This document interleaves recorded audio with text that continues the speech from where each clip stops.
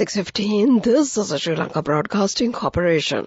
The news edited by Catherine Pereira and read by Lavani Vichetunga. First, we take a look at the headlines.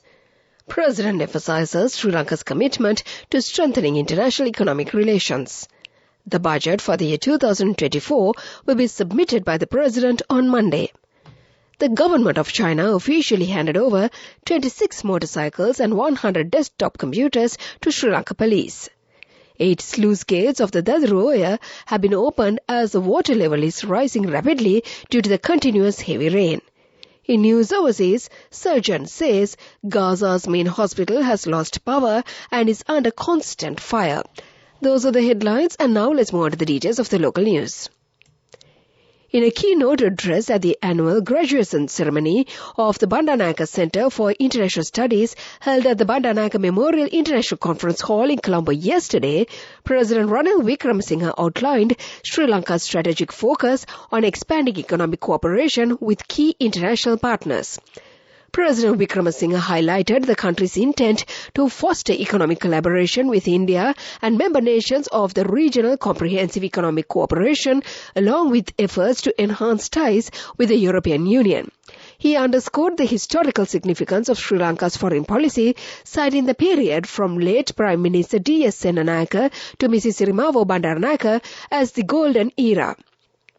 At the ceremony, a total of 390 students who successfully completed their studies across various academic levels, including international relations, certificates, diplomas, advanced diplomas, and postgraduate courses, were conferred with certificates. State Minister of Finance Ranjit Siamlapiti says that President Ranil Wickremesinghe will submit the 2024 budget on Monday as the Minister of Finance. The debate on the budget will commence on Tuesday. The voting of the second reading will be conducted on the 21st of this month. All arrangements have been finalized to broadcast the budget speech of the President from 12 noon on the day through the Sinhala, Tamil and English services, including the regional services. The government of People's Republic of China officially handed over 26 motorcycles and 100 desktop computers to the Sri Lanka Police Department in a ceremony at the Presidential Secretariat yesterday. The official handover of related documents took place as Mr. Ki Zihong, the Chinese ambassador of China to Sri Lanka, presented them to President Ranil Wickremesinghe. This is the news from the Sri Lanka Broadcasting Corporation.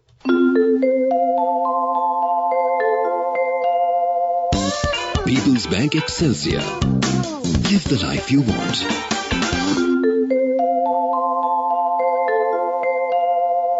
And we continue with more local news. The Irrigation Department announced that the 8 sluice gates of the Dadru have been opened as the water level is rising rapidly due to the continuous heavy rain.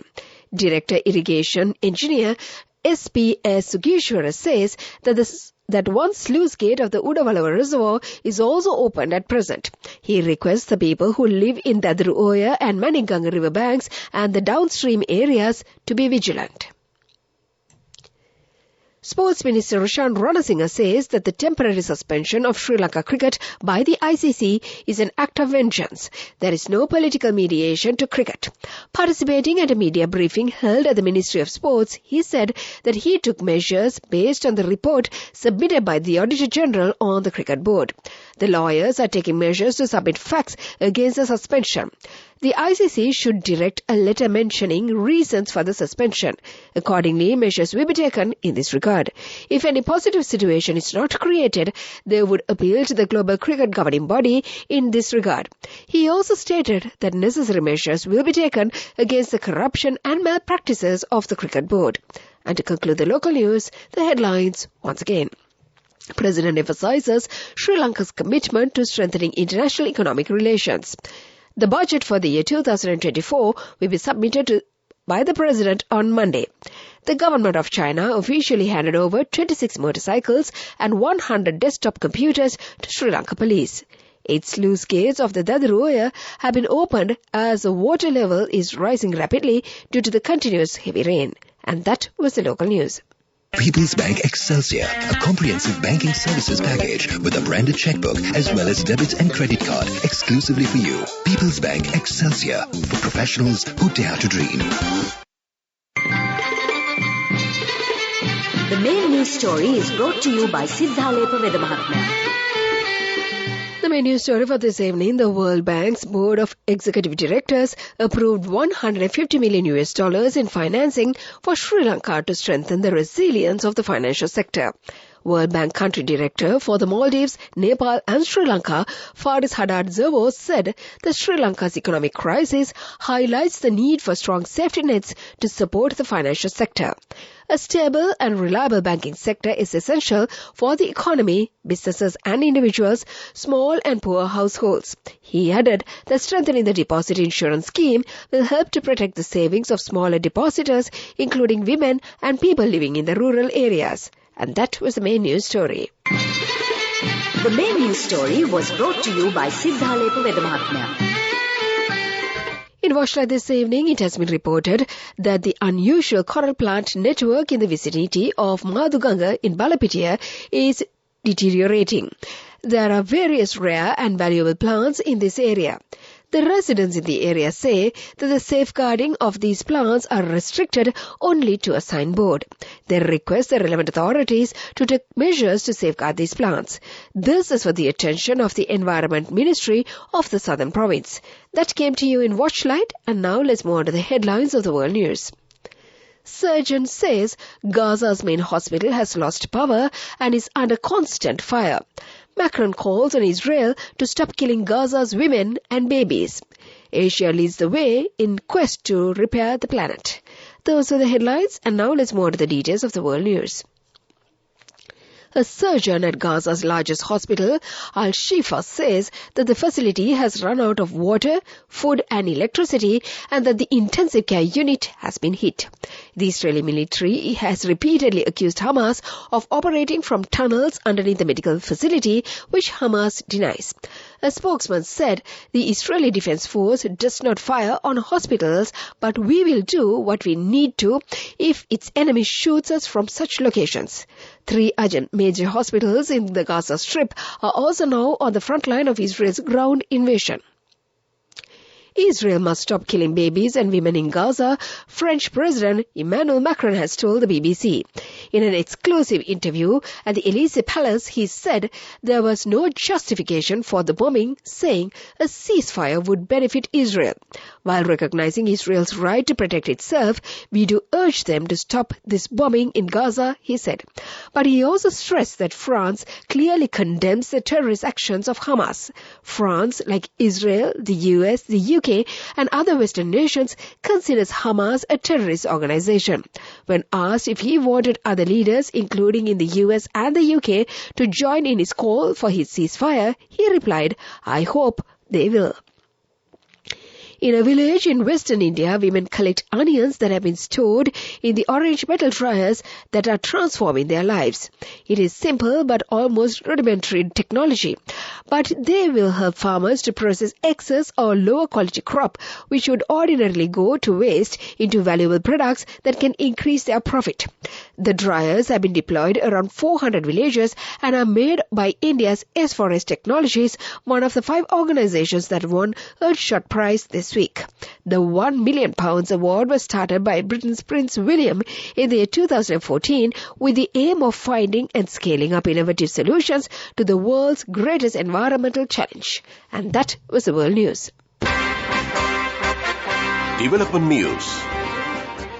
In development news, Nitolpitiya Valipanavavar will be renovated by the Department of Irrigation.